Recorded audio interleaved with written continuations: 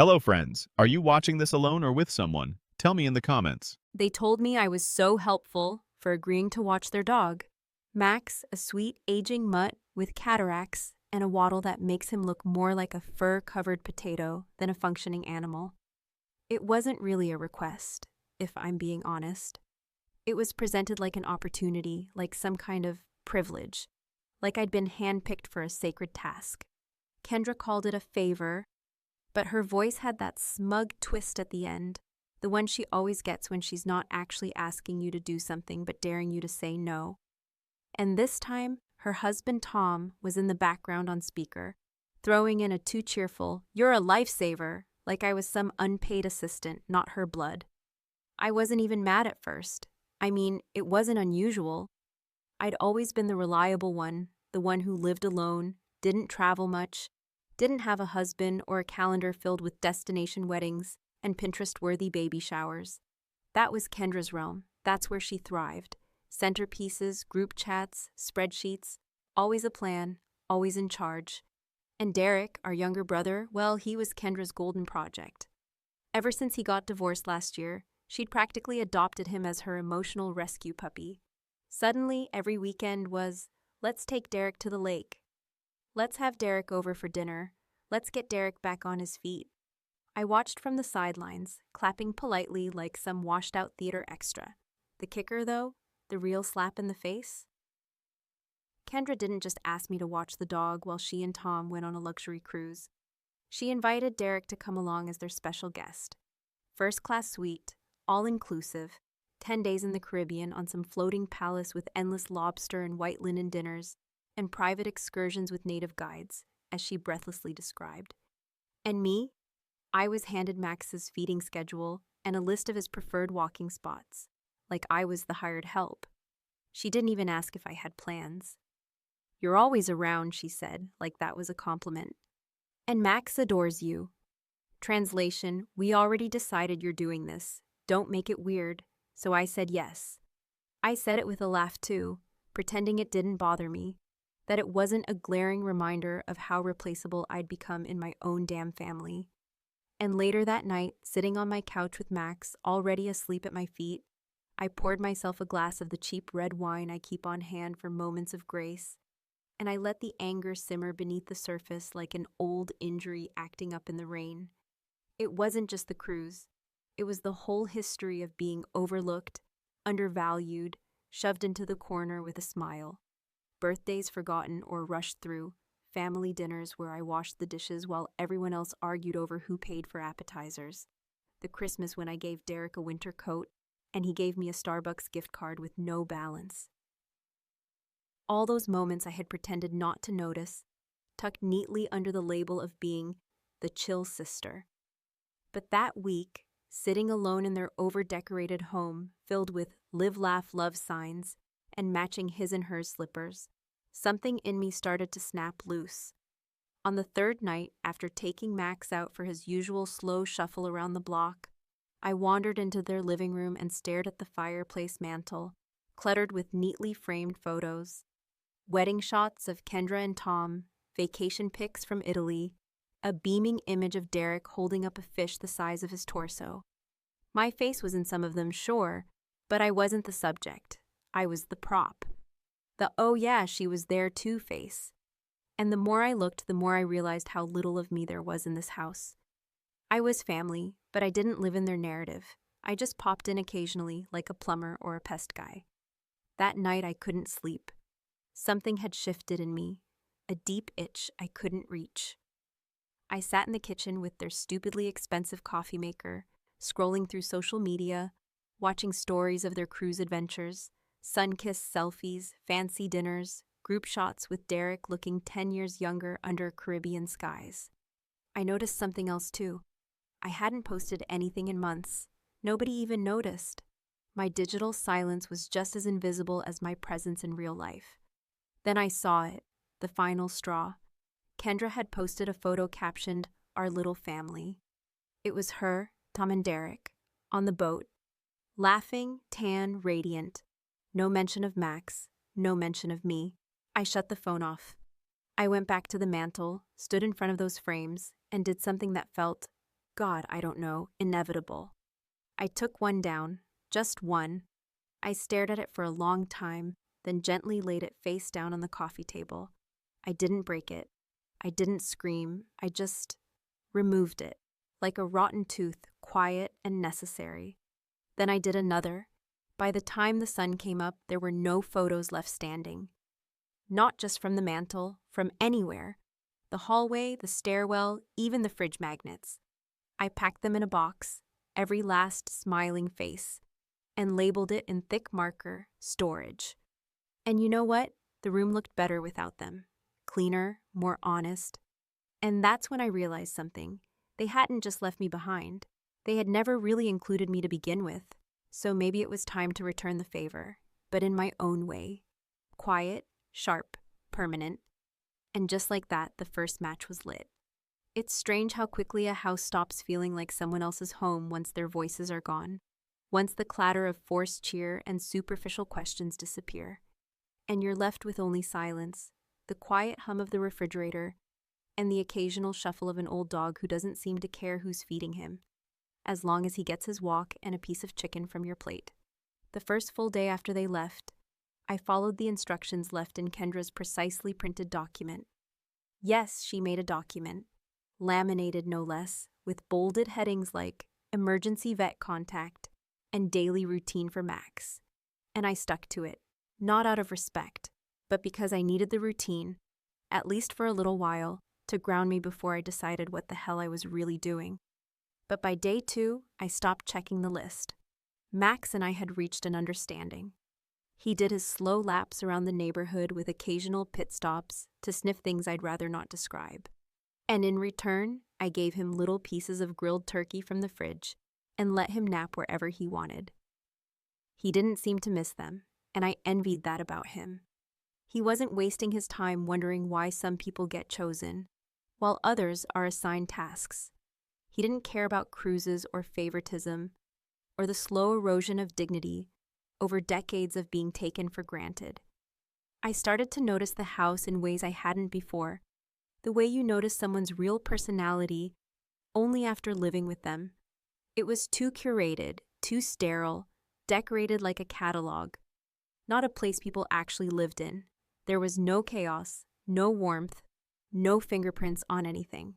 And when you peeled back the layers, it felt less like a home and more like a museum exhibit called Successful American Suburban Family, complete with matching towels and useless throw pillows that no one was allowed to lean against. I couldn't decide if I pitied Kendra or hated her for building a life that looked perfect, but felt hollow. By midweek, I had already packed away all the framed photos from the living areas and stored them in a sealed box in the hall closet. But I didn't stop there. I went room to room with my phone and started taking pictures. Not of family memories, but of the house itself. I documented every item that irritated me. The pretentious art print above the fireplace that read, "Gratitude is the attitude," the gold-trimmed tissue box in the guest bathroom, the artificial orchid in the hallway that had collected dust, even though Kendra swore she cleaned weekly. I wasn't sure why I was doing it. Not at first, but part of me felt like I was cataloging a crime scene. Not one that had happened, but one I was slowly beginning to commit piece by piece without even realizing it. The transformation wasn't loud. I didn't trash anything, didn't break a single plate or set fire to their perfect Pottery Barn kitchenware. Instead, I started to replace things, quietly, deliberately. A photo of the 3 of them on a ski trip? Gone. In its place, a blank white canvas, a tacky nautical sculpture from their anniversary trip to Cape Cod, replaced with a second-hand vase I'd bought years ago but never had space to display. The more I erased, the more it felt like I was restoring the house to its natural state, one where I could finally breathe, where I wasn't reminded of how invisible I had always been within these walls. And I bought myself a gift. It was stupid, impulsive, and entirely out of character for someone like me who usually panics over spending $20 on a takeout meal, but I did it anyway. I went online and bought a designer coat I'd been eyeing for years, the kind of item that makes people look twice when you walk past. I used my emergency savings, the same fund I had built over years for no specific purpose, other than the vague promise of just in case. And as I clicked purchase, I felt a surge of something between liberation and recklessness, like I just dared myself to become a version of me I'd never had the nerve to meet before. Kendra called that night. I let it ring. Then she texted a picture. Derek sipping something neon blue out of a coconut with the caption, "He finally looks happy again." I stared at the screen longer than I should have, my chest tightening not with jealousy but with a strange kind of grief. Grief for the relationship I thought I had with him, for the idea that maybe he'd choose me over her, or at the very least see through the way she used people like pawns on her perfect little chessboard. But no, there he was, smiling, on a trip I didn't even know existed until I was drafted into dog duty. Maybe he never really had my back. Maybe I'd just been holding on to childhood illusions, memories that meant more to me than they ever did to him. That's when I opened my laptop and started typing. I didn't know what I was writing at first. Maybe it was a letter, maybe just a rant. But I typed fast, letting everything spill out. The resentment, the loneliness, the humiliation of always being the afterthought. I titled the draft, "Final Goodbye," and though I didn't send it, I left it open. Staring at those two words felt like staring over a cliff I was almost ready to jump from. Max snored softly beside me on the couch, completely oblivious, completely loyal, just happy to be near someone who paid attention. And as I scratched behind his ears and stared at the screen, I realized I wasn't angry anymore, not in the screaming, throwing things sense. I was cold now, precise, like the blade of a knife that's been sharpened over years of small cuts. I didn't want to be part of their world anymore, but I also wasn't going to let them walk back into mine like nothing had happened. So I started planning, not a tantrum, not a confrontation, something quieter, something lasting. And the best part, they wouldn't even realize it had happened until it was far too late. There's a particular kind of silence that settles over a house when its memories have been erased. A strange, almost sacred quiet that feels neither warm nor cold, but hollow, like the echo in a church after the congregation has gone home and the lights have dimmed, leaving only the faint smell of dust and incense. That's what the house became by the end of the week. Not a home, not even theirs anymore, but a shell. A stage stripped of props, where the stories that used to play out had been scrubbed away one by one until there was nothing left but a sterile backdrop, and a woman with a quiet rage and a plan she hadn't yet dared to name. By that point, I had stopped referring to the place as Kendra's house in my own thoughts. It wasn't some conscious rebellion, it just slipped away, like a label you forget to use because it no longer feels true. The more I removed photos, trinkets, those ridiculous engraved wine glasses with K&T Forever etched in looping gold script, the more it began to feel like mine. Not in the legal sense, of course, but in a far deeper, more psychological way. The way a squatter starts to believe she belongs simply because she's the only one left occupying the space and breathing the air. The next logical step wasn't something I debated. It didn't come with guilt or even hesitation. It came with clarity. One morning, just before sunrise, I poured myself a cup of coffee from their machine, sat at the dining table with the light barely creeping in through the curtains, and opened my laptop. I had made backups of every family photo over the years. Birthdays, holidays, vacations, casual dinners, all neatly sorted into folders and tucked away on my external hard drive, a habit I developed years ago when I was still trying to be the one who held the family's history together. Back then, I thought I was preserving us.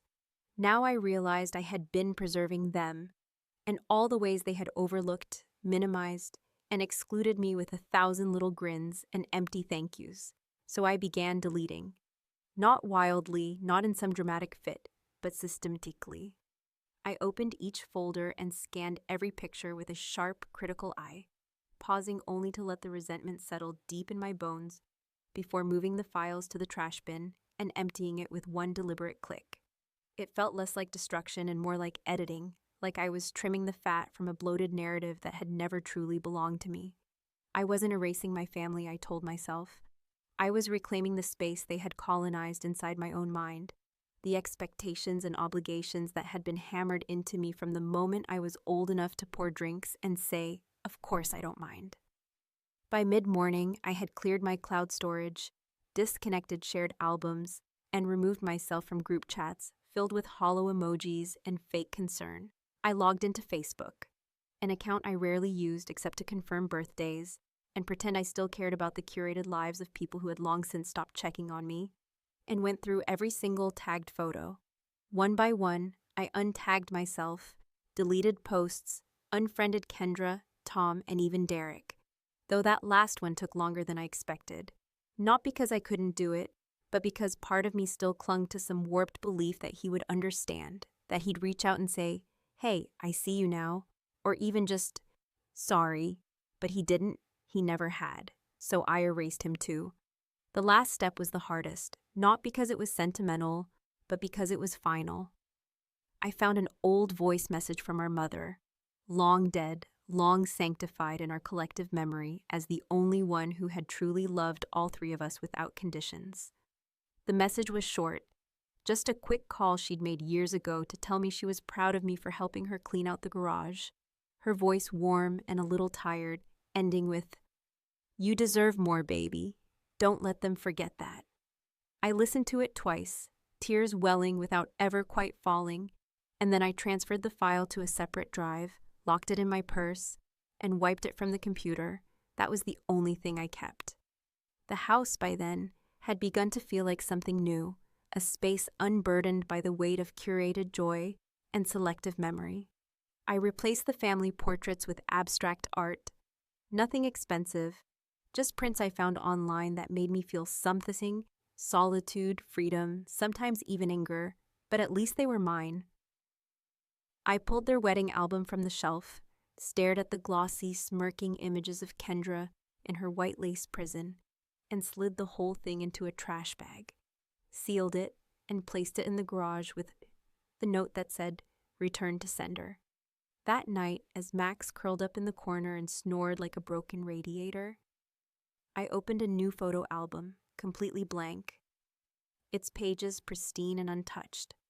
I stared at it for what felt like hours, running my fingers over the empty spaces where stories had yet to be told.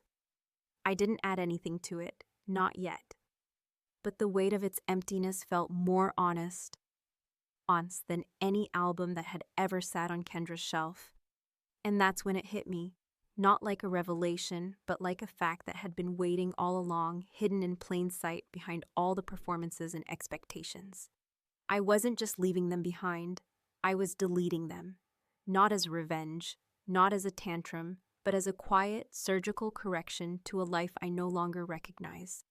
And when they came back, when they walked through that door expecting a grateful little sister and a well-fed dog wagging his tail at their feet, they wouldn't find me.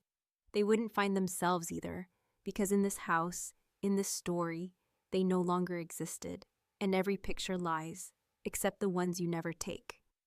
The morning they were set to return was quiet, the kind of quiet that doesn't just sit in a room, but seeps into the walls, nestles in the corners, and watches you with something like curiosity, as if the house itself was aware that something had shifted permanently, and couldn't quite decide whether to resist or surrender to the new order that had taken root in its bones. I woke up before the alarm, not because I had set one, but because my body had grown used to the silence and sensed that its time was coming to an end. I made coffee without looking at the clock, without rushing, without performing the ritual of pretending to be a guest in someone else's carefully decorated life. I was no longer their placeholder, their unpaid pet sitter, their afterthought. I had already left. Maybe not physically yet, not at that moment, but in every way that actually matters. There was no panic, no guilt, no shaking hands or second thoughts. Only a steady kind of clarity that felt almost unfamiliar in its sharpness, like stepping out of a fog that had been so consistent you didn't even realize you were blind until it lifted. I had packed the night before, 2 suitcases, one with essentials and the other filled with the few things I actually cared about. things that belonged to me before I ever became a character in their self-congratulatory family drama. Most of what I brought wasn't worth much to anyone else, but that was the point. These were not things that could be traced. Not gifts or shared memories or expensive tokens from Christmas mornings past. These were mine because I had chosen them, because they had survived every move, every purge, every failed attempt to declutter a life that never really belonged to me in the first place. I took Max to the vet that morning, the one listed on Kendra's laminated sheet of instructions, and dropped him off for his scheduled checkup. I left a note with the receptionist, polite and simple. Please call Kendra and Tom for pickup. I'm unavailable today. No explanation, no apology. I kissed Max on his furry head before I left, whispered a thank you that he didn't understand but deserved anyway, and walked out without looking back. He wasn't mine, and I didn't need him to be. He had served his purpose. Loyal companion, silent witness, the only soul in that house who hadn't asked me to shrink to fit. Back at the house, the air felt different, not heavier, not lighter, just final. I did one last walkthrough, not for nostalgia or second-guessing, but to make sure I hadn't left behind any trace of myself that they might recognize. The empty photo frames remained exactly where I had placed them, their blankness more honest than the smiling lies that had once filled them. The trash bags in the garage, sealed and anonymous, were lined up neatly beside the recycling bin. I hadn't thrown away anything overtly, not anything they'd notice right away. I wasn't that sloppy. I wanted them to feel it slowly, like a houseplant that begins to wilt long before anyone realizes it's dying.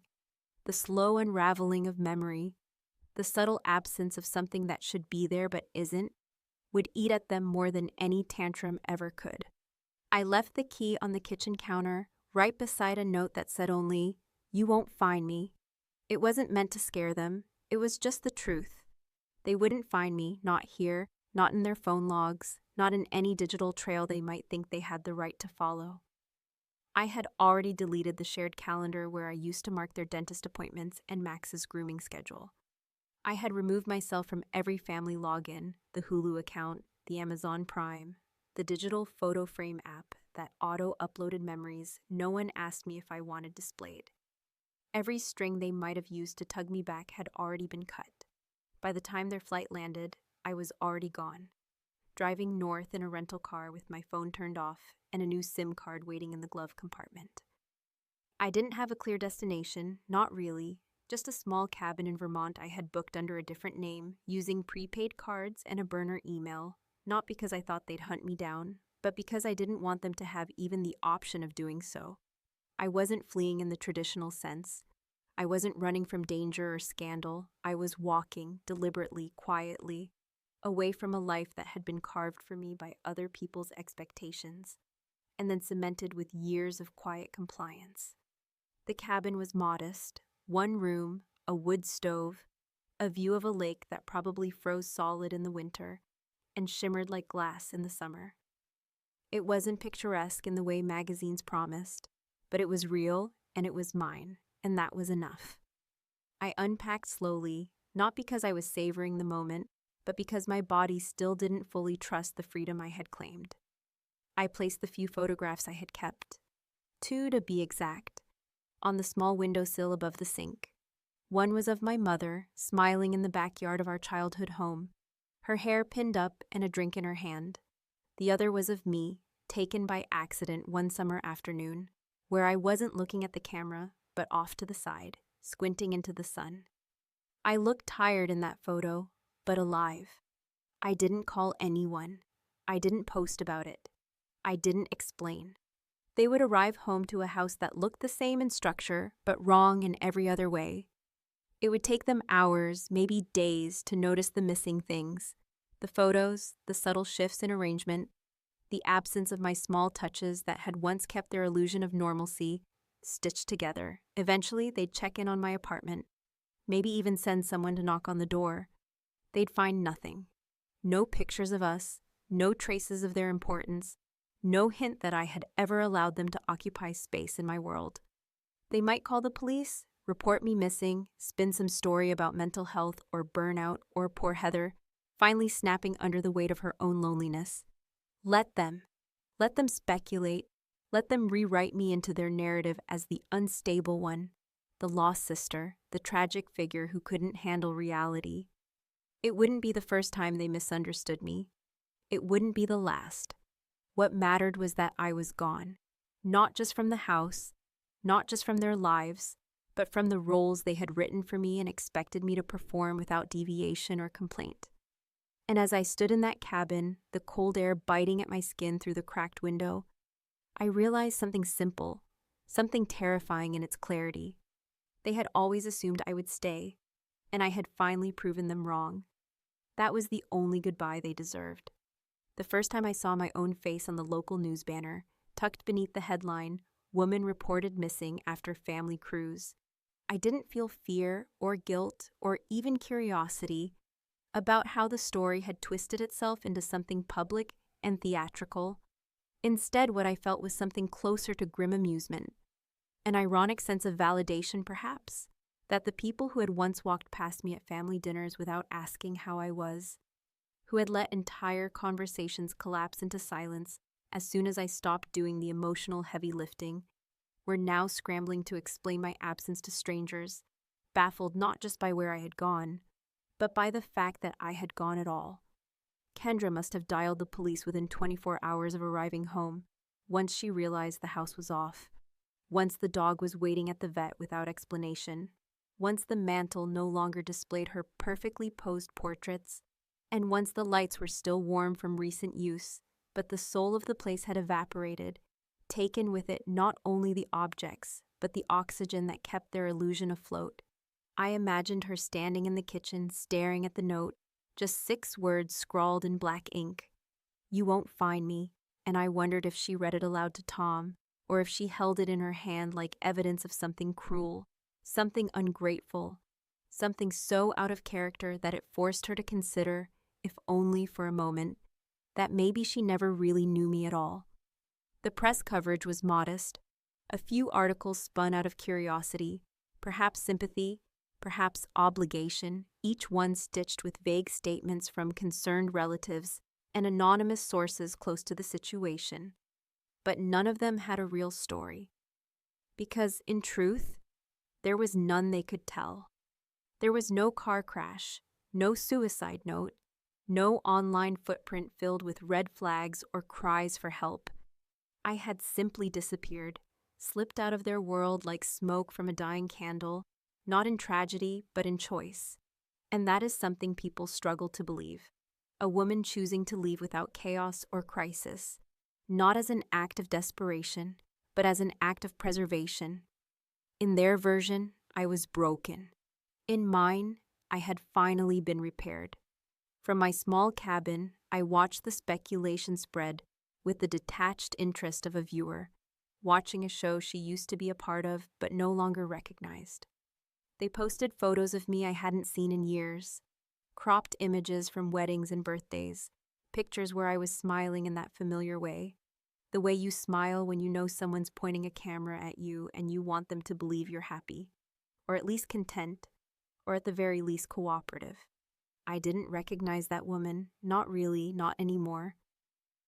She had been buried long before I ever packed my bags, suffocated under the weight of politeness and family obligation, drowned in the endless tide of maybe next time and we didn't think you'd want to come. I read the comments beneath the news articles, strangers speculating about my mental health, internet sleuths questioning why a grown woman would vanish without a trace, unless something darker had happened. No one considered that perhaps the darkness wasn't around me, but within the life I had left behind, woven into the polite conversations and passive-aggressive favors, baked into the smiling photos and so helpful compliments that carried the weight of dismissal. Derek made a statement briefly, something about how I'd been going through a lot lately and how they just wanted me to know I was loved, that I should come home when I was ready.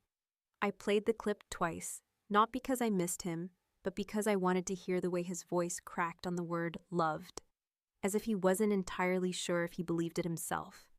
Maybe he did care in his own way, a shallow, uncertain way that never required effort or reflection until the moment he couldn't text me anymore and expect a reply within minutes. I never responded. I wouldn't, because there was nothing left to say. The new life I was building didn't look like much to anyone on the outside. No glamorous reinvention, no sudden success or public victory. Just quiet, just space, just the slow process of learning how to live without editing yourself for the comfort of others.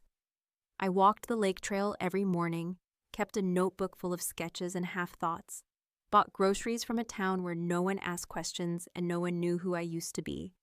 And slowly, day by day, I stopped checking the news. I stopped looking over my shoulder. I stopped wondering when the other shoe would drop, because there never was a shoe and never would be. I wasn't hiding. I was just done being found. What haunted them, what I hoped would haunt them, wasn't the fear that something terrible had happened to me, but the slow dawning realization that nothing had happened to me at all. I had simply left, of my own will, without permission, without theatrics. And with every day that passed without a word, their confusion would only grow heavier. Not because they missed me, but because they couldn't understand how someone like me, someone they had spent decades shaping into a silent support beam, could walk away without the decency of a breakdown. Because to people like them, absence without tragedy is an offense, and autonomy is betrayal. In the end, I didn't erase them because I hated them. I erased them because they had always written me out of their own stories first, replacing my presence with convenience, my identity with function, until the only thing left of me in their lives was whatever they needed me to be in the moment. Babysitter, dog sitter, backup, buffer, background. And so I vanished. Not into darkness, not into mystery, but into truth. A truth they would never be ready to face. And that's what freedom looks like. Not a dramatic escape, not a headline or a tearful reunion, but a quiet, intentional life where the only photos on the wall are ones you chose, where the only names that matter are the ones you call yourself. Funny, isn't it?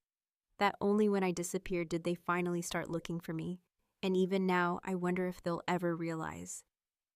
They weren't missing a person. They were missing the pieces they never bothered to see in the first place.